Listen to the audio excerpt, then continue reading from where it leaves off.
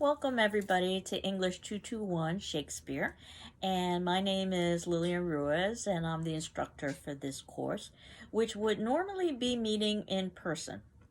But obviously there is nothing normal about the times that we are in. So we are having an online class instead. It is an asynchronous class, which means there are no required Zoom meetings. And what I'm going to try to do, though, is to duplicate as much as possible what we would have done if we were meeting in person.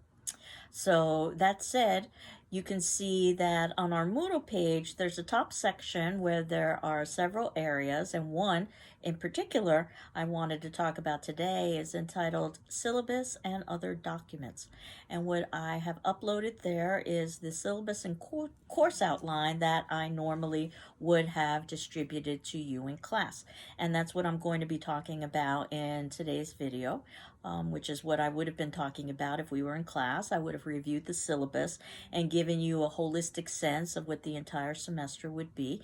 And basically then we could begin slowly next class. I like to start slowly. I know people are adding and dropping classes and so forth, especially during this particular time period. So if you were to look at that syllabus section area, you can see that our class is listed there.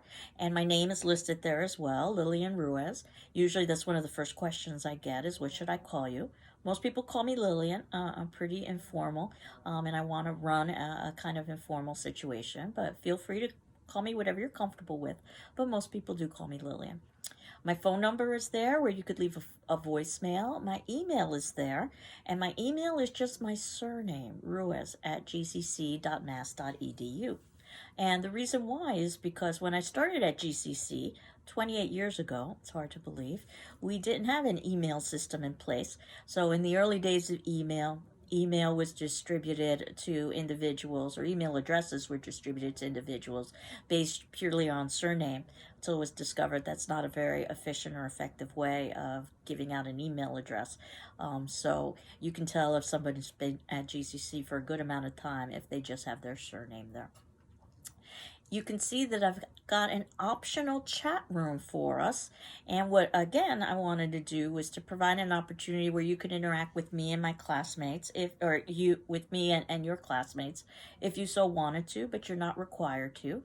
So the optional chat room happens to be on Monday from 1 to 1:30. So every Monday from 1 to 1:30, I'll be in our chat room for any of you who want to drop by and chat with me or chat with your classmates. And then our optional Zoom happens to be on Wednesday, also from 1 to 1:30, and I'll always be there if you wanted to Zoom with me and anybody else who's there of your classmates. We can all Zoom together. And in terms of an office hour, I don't have a formal office hour outside of our chat room and our Zoom, but you can always make an appointment with me. And feel free to make an appointment to either Zoom with me or do a chat room with me or even a telephone call with me. I just want to be as available as I can be. In terms of the textbooks, one of the good things about Shakespeare is that you don't necessarily have to rely on a particular text because of the way the plays are divided up by act and scene and line. It's one of the things that we'll be talking about later as the semester progresses. So basically, you can use any Shakespearean edition with good footnotes. The footnotes are supposed to help you as a reader, to help define things and explain things that might not be obvious to a contemporary reader. In terms of my personal preference, I tend to like the Riverside Shakespeare, and there are some copies available in the GCC bookstore, and they're listed as optional. You can use any edition that you wanted to. If you wanted to think about an edition and ask me what I thought about it before you purchase it, feel free to do that. I know that you can buy many of the Shakespearean editions used for much better prices than you ever could for renting a book or purchasing it new. There are also multiple websites where you can access Shakespeare's works, and I'll be providing a couple of those to you as well. So there are lots of different ways to access the plays. And it's assumed that you'll have a good dictionary at the source for reference, and I know that you've got access to that on your cells and your computers, but having access doesn't necessarily mean that you actually put it to use. So Certainly when it comes to our writing, it's one of the best ways to improve our writing by using a dictionary, which does more than just provide spelling and word meanings, but it also provides etymology or the history of a word. And also the thesaurus, which provides synonyms or words with similar meanings, such as cold and frigid. Very useful in terms of your writing if you're trying to be creative with your and original with your writing, not be repetitious. Sometimes the thesaurus will even give antonyms or opposite meanings, like hot and cold. So, under the course description, you can see that this class is a critical study of a selected group of plays by Shakespeare. He wrote over 30 plays. Obviously, we can't read them all. The idea behind this class is that we are an introduction to Shakespeare. So, the whole point is to get us comfortable with reading and writing about Shakespearean works. And I know that Shakespeare leads to a little bit of trepidation and anxiety sometimes. My hope over the course of the semester is that by the ending of the semester, not only will you not have anxiety or trepidation, but you might actually have some enjoyment. A lot of Shakespeare is fun. I know that some of you might be skeptical. This is what I specialized in graduate school, Shakespeare and his contemporaries. And I like to say that Shakespeare couldn't get himself televised today. There's just too much sex and violence in his plays. The censors wouldn't allow it in our contemporary time. The problem is that we oftentimes miss all of those references because of the language of Renaissance England, which was different in some ways than our language today. I liken it to a foreign language that you know perhaps 90% of or so. And Shakespeare created some words. In fact, we'll talk about how he is influential in our current language, and that there are many expressions that we use that are considered to be tried and cliche because they've been so overused. But they were originally created by Shakespeare, such as dead as a doornail, for instance, one of many. So Shakespeare is part of our language, whether we realize it or not, and we're quoting from Shakespeare all the time, whether we realize it or not. So we'll read a selected group of plays by Shakespeare, approached by theme, and we'll also give attention to some contemporary presentations or adaptations. Ultimately, plays are meant to be performed, and Shakespeare definitely was the ultimate in terms of performance. So I wanted us to be able to view performances of the plays as well. Ideally, we would watch these performances live. Obviously, that's not going to be possible in today's world. But luckily, we've got the internet so that I can find versions of the plays that we can watch in that way and get a sense of performance and interpretation. Not that that's in any way a substitute for reading the plays, but in order to truly understand the plays, you've really got to understand the performance element of it. There is a prerequisite for this class, English 112, 114, or 116. Basically a Composition 2 class at GCC or its equivalent, what we call Introduction to Literature. So you've already had some experience with reading literature and how to write about it. So now what you're doing is you are specializing on a particular area of literature. That happens to be Shakespeare. So if it turns out that you do not have the prerequisites for this class, please let me know and we'll see what your options are. Under learning outcomes, you can see that I've indicated that as a result of successfully completing this course, students will be able to, one, appreciate Shakespearean drama as enjoyable, because it can be enjoyable, and significant and relevant, that even though Shakespearean plays are very old, they talk about timeless and universal themes. I mean, just think about it. The story of two young kids falling in love and the families disapproving is probably as old as time, and it's also Romeo and Juliet. And if you put those kids in blue jeans, then it happens to be the Broadway musical West Side Story. So there's a lot of different ways, that I think we can view Shakespeare. And yes, the names, the language, the clothing might seem very dated, but the themes and the relationships are as contemporary as the relationships and the themes that we experience in our present day. Number 2, to examine the various types of Shakespearean drama. They're divided up into categories, which we'll talk about more as the semester progresses. Comedies. These are thought to have been written in the early part of Shakespeare's career. We will be reading 2 comedies over the course of this semester, and you might have some familiarity with them. The first being A Midsummer Night's Dream, and then the second being Much Ado About Nothing. And then we think that Shakespeare devoted most of his career to the history plays, which were based on British history, the history of Britain's past. And there are quite a few of those plays, and they all basically connect together to tell one large story of Britain's past. We are going to be reading only one of the history plays, the first one in the chronology, though not necessarily the first one that Shakespeare wrote, and that's entitled Richard II. Then the tragedies, and that's probably what Shakespeare is best known for. This would be the height of Shakespeare's career, and the tragedies that we will be reading in class happen to be Macbeth, in part because Macbeth is one of Shakespeare's shortest plays, and it's a great way for us to catch up with some time. And we'll also be reading Othello. And then finally, we will end with the tragic comedies. We won't have a whole lot of time in the semester to talk about them, so I've sort of just added them on as extra credit. We'll talk a little bit about what tragic comedies are. In other words, they mix elements of tragedy and comedy. We'll read what we believe is Shakespeare's last play, and that would be The Tempest. Or at least you will have the opportunity to read it if you so wanted to, because that piece is an extra credit piece for the class, but I will talk about it a bit. We will learn how to read and understand Renaissance English, which again is usually one of the reasons why people tend to be afraid of Shakespeare.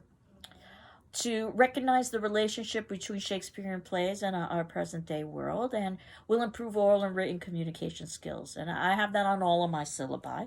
I don't just teach English classes, I also teach public speaking classes and media classes, so I teach a little bit of everything. But I think improving oral and written communication skills is something you can find in just about any class. So English 221 offers a general introduction to the content and techniques of Shakespearean drama. We will study representative sonnets. Those are Shakespeare's poems, which we think that Shakespeare wrote when the theater houses were closed because of plague. Some modern day parallels with our contemporary times here. And he wrote quite a few sonnets, over 100. We'll just read 3 or 4 to get a sense of what his poems were like. And that's how we'll begin the semester. So hopefully that'll give us some practice with reading Renaissance English, because the sonnets are short poems. And then we'll move into the plays, beginning with Midsummer Night's Dream, then going to Much Ado About Nothing. Those will be our comedies. Richard II, that'll be our history. Macbeth and Othello, those will be our tragedies. And then summing things up with the tragic comedy, The Tempest. This course emphasizes critical thinking, critical reading, critical writing, a lot of critical in there. Not so much in terms of being negative, but in terms of analyzing and interpreting, asking questions. The biggest question of all is the question why, a question that toddlers have gotten down pat at this particular point in time. So that said, I know that you can ask why and to ad nauseum and not be able to necessarily come up with an answer, which is what toddlers sometimes do. But I've oftentimes said that's the difference between high school and college, is that in high school you learn what, and in college you try to determine why, and there may or may not necessarily be a clear-cut answer. And as a class, we will strive to appreciate the aesthetic and literary merits of Shakespeare's works.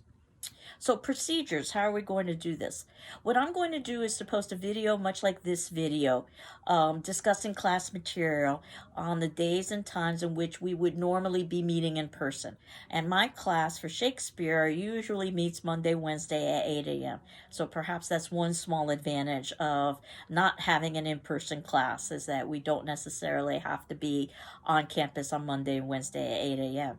And I'll let you in on a little secret. Even though I usually teach this class at 8 a.m., I'm a night person, but I deliberately teach early in the morning to force myself to get up. So I can say that that's been one of the ways that I have perhaps enjoyed the possibility of having a little bit more freedom during these time periods. It's not necessarily having to have a video, or not necessarily having to have a class ready at 8 a.m. The video will be posted by 8 a.m., probably posted before that. So I can do a little bit of sleeping in, but we'll see what happens. You have a 24-hour deadline to watch that video for the class and then answer a corresponding attendance question in our class discussion form. And you can see that in the top section of our Moodle site, that there is an area there for a class discussion form.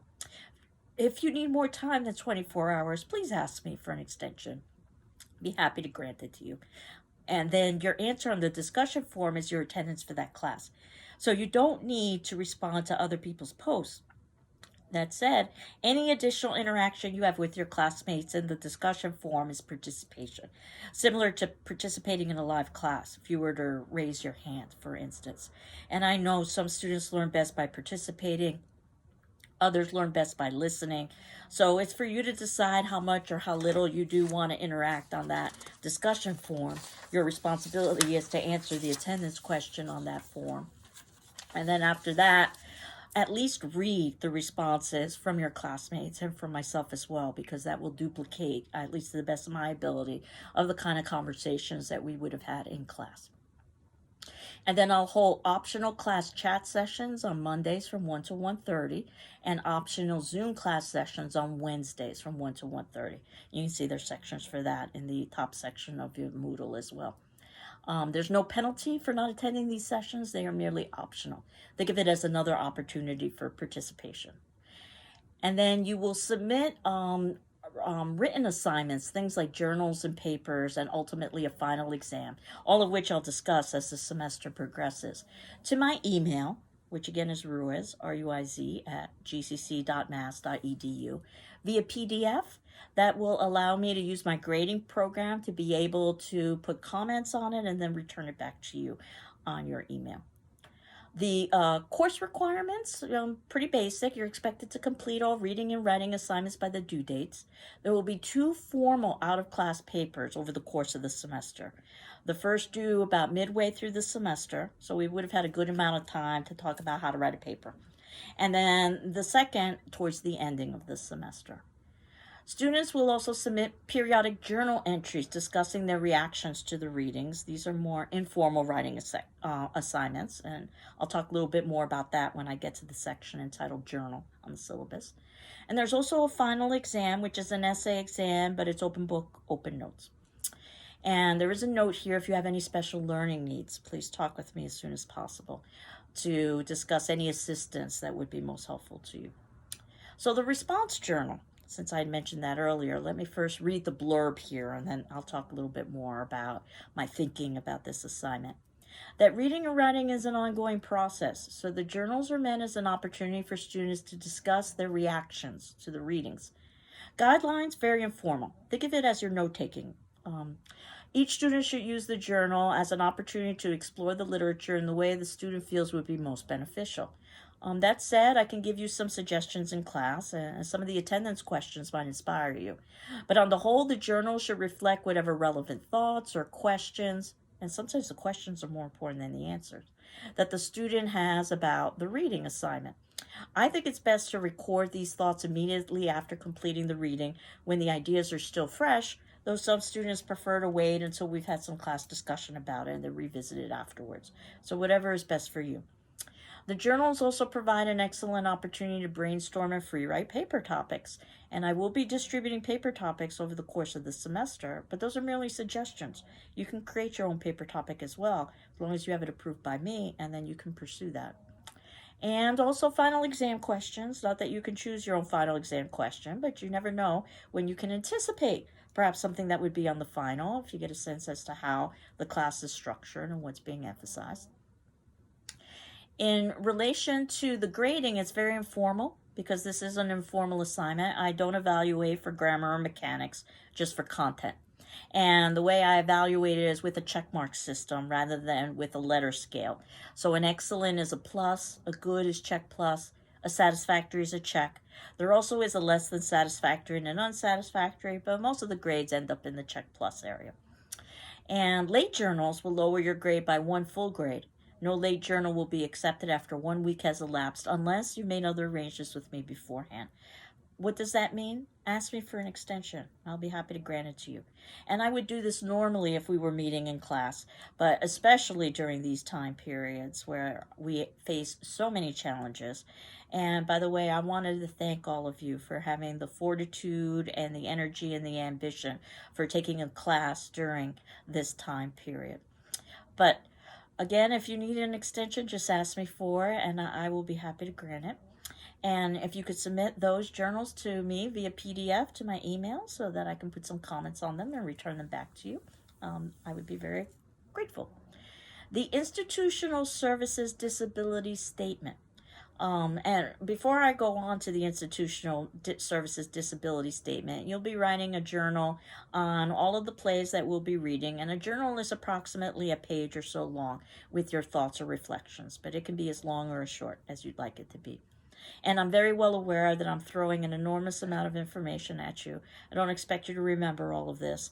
It's basically to give you a sense of the whole of the class, and then we can revisit these pieces as they become applicable over the course of the semester. So going to the Institutional Disability Statement, if you've taken another class at GCC, you've probably heard this before, but I think it bears repeating. The Greenfield Community College values inclusion and equal access to its programs and activities, and is committed to fostering an environment of respect and full participation. Our goal is to create learning environments that are equitable, inclusive, and welcoming. If there are aspects of the instruction or design of this course that result in barriers to your inclusion or accurate assessment or achievement, please notify the instructor, me, as soon as possible. And it turns out that if you are a student with a disability and you need reasonable academic accommodations, you can do so by contacting the Office of Disability Services, and their contact information is there with their website and also their phone number. I also wanted to emphasize the GCC Wellness Center. You can see in the blurb here where it says, these are challenging times, just probably the understatement of the day. If you are struggling for any reason and believe that that might impact your performance in this course, please contact our learning support counselor, Kathleen Coe, in the GCC Wellness Center, and her email and contact phone is there as well for support, resources, and her referrals. So attendance, as I indicated, obviously we aren't meeting live, but the way that you can satisfy your attendance requirement, because there is an attendance requirement for the class, is by watching the class videos and answering the corresponding attendance question. So class activity and discussion is extremely important and can't be made up, so absences and tardiness will be negatively reflected in your participation grade. So while each case is different, anything more than 2 absences could basically lower your grade. And that said, obviously you can, if you need additional time, because you have 24 hours or so in which to be able to watch a video and respond to that video, then feel free to ask me for an extension, and I'll be happy to grant you that particular extension. And in terms of thinking about the class, you can see that in terms of the grading, what I've tried to do is to divide the class up so that there is a section for attendance and there is a section for your journals, which are informal. There's a section for the papers. The papers are approximately 4 to 5 pages long or so, double spaced, and they aren't research papers. These happen to be critical papers. In other words, you're doing an academic analysis, because one of my goals in this class is to help you learn how to read Shakespeare and how to interpret Shakespeare.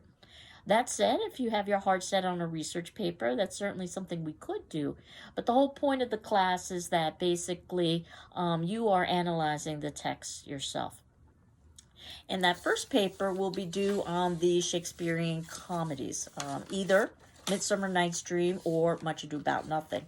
And then the second paper will be based on basically either our history play, which happens to be Richard II, or the tragedies, which either happens to be Macbeth or Othello. That said, you can always write also on The Tempest, though I had indicated that's going to be basically a extra credit for the class. And in terms of the paper section, you can see that mostly what I've just indicated, there's some formatting. That papers are due via PDF again on the day specified to my email. Papers should be double-spaced, have 1-inch borders, numbered, stapled, include a cover page that lists the title, your name, the course and section number, my name, and the due date. Cover page is just a separate sheet of paper, basically, that lists that information. Late papers will lower your grade by 1 full grade. No late paper will be accepted after 1 week has elapsed, unless you've made other arrangements with me beforehand. Again, ask for an extension. I'll be happy to grant it to you. Please be sure to keep a copy of any paper you submit for yourself. And paper assignments will be distributed during the term, so we'll talk more about this. Please note that you have the option of revising that first paper. I know the first paper leads sometimes to a little bit of anxiety. You're not quite sure what the teacher's looking for. And the first paper will be graded, and both papers actually will be graded in a much more formal way than the journals. The papers will be graded for both grammar and mechanics as well as for content on a letter scale of A or B or C. But once I've evaluated your paper and returned it back to you with a letter grade, if you'd like, you can revise it for a higher grade by taking my comments into account. And I don't feel like I'm giving you any kind of unfair advantage, because honestly, this is the way professional writers write. And they just basically go through lots of edits and lots of revisions. So, and you've got till the ending of the semester to do that. I ask that you submit in the original graded copy along with your revision, and you get the higher of the 2 grades. Now, your second paper will be due towards the ending of the semester, so you probably wouldn't have time to revise that second paper. The idea being that you've already had experience with writing a paper, so you're just duplicating what you would normally do. But that said, I have had students who have submitted in papers early enough that they have been able to revise them. So it is a possibility if you negotiate with me, but you do have to negotiate. The first paper, it's a granted for everyone that they can rewrite it. And you can see under the consultation section here, you can meet with me during the Zoom times I've got set aside, the chat room times I've got set aside, or by appointment. So, in terms of the plagiarism section, I'm going to skip that section, and then I'm just going to go to the grading section, which is probably what you wanted to know most about. So participation, basically watching the videos. And again, you don't need to notify me if you're going to be absent for a particular class, but certainly do speak with me if you're going to miss several classes in a row. And that said, if you need a little bit of additional time to watch a video and to respond to the attendance question, please ask me. But participation, watching those videos, answering the attendance questions, that's 10%. The journals, and you'll have several journals over the course of the semester for each of the major readings we'll be doing, 15%. Again, those journals are usually about a page long or so, but as long or as short as you'd like them to be in terms of the reading that we're doing. Paper number 1, which is going to be based on one of the comedies, either Midsummer or Much Ado, that's 25%, and that paper is 4 to 5 pages. Critical paper, no outside research required. Paper number 2, very similar, 4 to 5 pages, no outside research required, a critical paper that will be on either our history, Richard II, or the tragedies, being either Macbeth or Othello, that's 25%. The final exam, which is a cumulative final, but it is open book, open note. You will have 24 hours to take that final examination, and it'll be based on the whole of the semester, but you'll have choice within it. Essay exam, that's 25% for 100%. For A, excellent, B, good, C, satisfactory. And I'm aware there are letters that follow the C that aren't so great in terms of grading, and I always encourage students to focus on the first 3, A, B, C, especially in the beginning of the semester. And I also have some criteria for essay evaluation, talking about what an A paper looks like and a B and a C. We'll revisit that as the semester progresses. So that pretty much deals with the syllabus, except for the plagiarism section that I'll talk about with next class. And then what I wanted to do is to go to the course outline. And that also is included in that section above in Moodle that says syllabus and other documents. And basically the course outline gives you an overview of the semester as a whole, what we will be reading and when, and what dates the assignments are due. I do have a disclaimer here: the dates and assignments may be subject to change, and also that the assigned reading should be completed before the dates indicated, because I'm planning on discussing that reading during those dates. Now, we're reading dramas. These tend to be much longer than other pieces of literature, which means we are going to be devoting several classes to each drama, approximately 2 weeks or so for each drama. And what would be ideal is if you could have that drama read by the first class that I have assigned for that drama, and that while we will be talking about that drama over subsequent classes, you are reading ahead for the next drama, so that when we hit that place in our syllabus, you will have that drama read in its entirety by the first class, even though we've got 4 classes devoted to it. That said, I know that that's oftentimes not realistic, so do the best that you can in terms of the reading. But you can see that today, what I have scheduled for week 1, the 25th, today is just purely introduction. I knew that all I would do is just basically review the syllabus. And then the 27th, which is our class on Wednesday, I wanted to talk about Shakespearean biography. Notice that you don't have any reading due. I just wanted to talk a little bit about Shakespeare and his life. And then week 2, on the 1st of February, I wanted to spend Monday talking about stagecraft and Shakespearean stage. Again, you don't have any reading due. So this would be a good time to get ahead in terms of your reading while I'm introducing who Shakespeare was and what his theaters were like. Your first reading, which you should have done by the 3rd, are 6 Shakespearean sonnets. Notice that these sonnets are numbered because Shakespeare did not give titles to his sonnets, so refer to them either by the number or by their first line. And you can find these sonnets online, and I will also provide a link for you if you want it. But you can find these at the back of the Riverside Shakespeare, and usually in most anthologies as well. And the sonnets are 15, 18, and 20, so 3 of the earlier set of sonnets, and 127, 30, and 151. These are the later set of sonnets. And then we will have 2 classes devoted to talking about these poems, sonnets, and then we will begin with our first play, which happens to be A Midsummer Night's Dream on the 10th of February. And again, in an ideal world, by the time we get to the 10th of February, you would have read A Midsummer Night's Dream in its entirety. So as we spend the next several weeks talking about it, you're reading ahead the next play, Much Ado About Nothing. You can see that on the 10th of February is when your first journal is due based on sonnets. So we would have talked about sonnets by that point. So you can use all of our class conversation and your reflections if you wanted to. Basically about a page or so in response to the sonnets. Since we are reading 6 sonnets, there are different ways you could go about your journal. You could respond to all of the sonnets, all 6, or you could decide to just focus on one sonnet in depth, or do some combination, maybe 2 or 3 sonnets. So there are lots of ways to do this. Once we get to the plays themselves, it's pretty straightforward. We will be talking about A Midsummer Night's Dream up until the 24th of February, as well as watching a performance, and I will provide the link for that. Your first journal for A Midsummer Night's Dream will not be due until March 3rd, which happens to be a Wednesday. So by that point, we would have had a lot of time to talk about the play itself. And then ultimately, by that point, even though you've got a journal due on the 3rd, what we're doing in class, starting on the 1st of March, is talking about Much Ado About Nothing. And you can see we've got 4 classes devoted to that. Your journal on Midsummer Night's Dream will be due on the 3rd. Your journal on Much Ado About Nothing will be due on the 17th of March. That's both for March. And you can see that starting around March 15th or so is when we move into our history play, Richard II. There's a spring break in there, so the history play will be divided up by that spring break, giving you a little bit of extra time to read and watch the history. And the histories are notorious for being longer and more complex than some of Shakespeare's other plays. So that's a happy coincidence that we have a spring break nestled in there.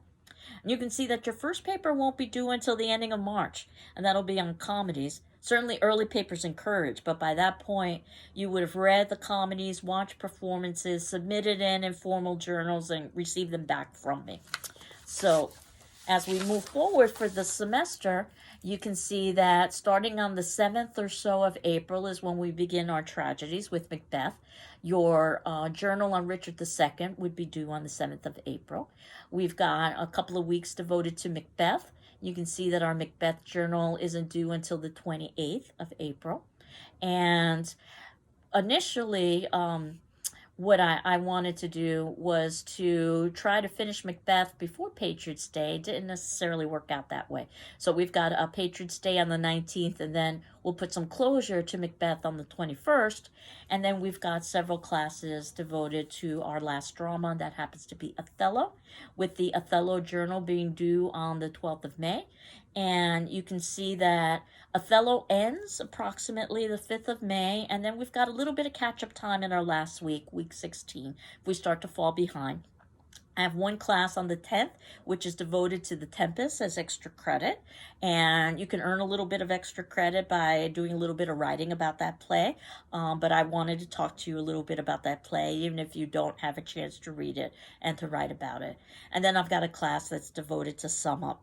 And again, if it turns out that we start falling behind, we can use that week 16 to catch up with things. Our final, if we were meeting on Monday and Wednesdays at 8 a.m., it would be scheduled by GCC for Monday the 17th at 8 a.m. So that's when I will be posting our final exam, and you'll have 24 hours to take that and submit that into me. Paper number 2, due on history and tragedies, will also be due on the 17th. That's the very, very ending of the semester, so obviously you wouldn't have time to do a revision. If you wanted a little bit of extra credit on The Tempest, you could submit in a journal entry. And in fact, I will also on the final exam put an extra credit question about The Tempest as well that you can elect to take or not take if you wanted to. And I wanted to close with 3 quotes that I have listed here about Shakespeare that I think do a very nice job of sort of summarizing Shakespeare. The first, by Gary Taylor: Shakespeare's works have become our secular Bible. Shakespeare's works have become our secular Bible. And in fact, if you're going to find a book in a home, chances are it's either the Bible or some of Shakespeare's works, or perhaps both. The second quote, by Roger Pringle: Shakespeare's popularity is due to his extraordinary facility for language, his memorable characters, and his wonderful stories. Again, Shakespeare's popularity is due to his extraordinary facility for language, his memorable characters, and his wonderful stories. And then lastly, perhaps the most important quote of all, Alexander Anarchist: Don't ask for simple answers from Shakespeare. Just believe in his ability to put into one play a whole world with all of its contradictions, contrasts, and problems. And that's definitely what we are going to be finding in Shakespeare. No simple answers and lots of contradictions, contrasts, and problems, but that's what reflects real life. So in terms of today's attendance question, what I thought we could do is just introduce ourselves a little bit in our discussion forum. So that's going to be your attendance question for today. And you can write as much or as little as you'd like, but hopefully that'll give us a sense of who is in the class. And I'm hopeful that I was able to cover the class thoroughly enough so that you don't have any questions or concerns, because this would normally be the time I would ask you if you have questions or concerns. But certainly if you do have any questions or concerns about the class, please contact me via email, Zoom, chat, however it is you want to go about it, voicemail, and I'll try to answer your questions for you. So I hope you're all doing well. I am doing well. Again, thank you for taking a class during this incredibly challenging time. And I look forward to having another video posted and speaking with you, so to speak, on Wednesday, a little bit about Shakespeare's biography. Take care. Bye-bye.